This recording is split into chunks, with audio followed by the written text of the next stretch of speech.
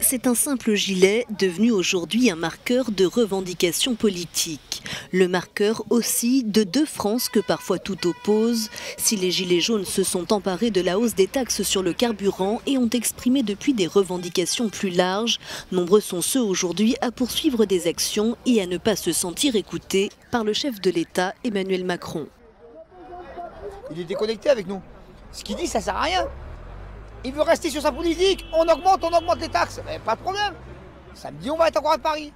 En gros, il nous déclare la guerre. Un mouvement devenu aussi le symbole d'une fracture territoriale. Dans les villages comme le mien où il y a 200 habitants, il n'y a pas de commerce, il n'y a plus de commerce. Parce que depuis 30 ou 50 ans que tout s'est concentré sur les villes et les centres commerciaux, on a déplacé les commerçants des petits villages et des centres-villes vers les zones commerciales. C'est un déplacement. Donc pour aller dans ces zones commerciales, il faut la voiture. Dans les grandes agglomérations, comme ici à Paris, les foyers sont moins nombreux à rouler au diesel et moins touchés par les préoccupations liées à la taxe carbone.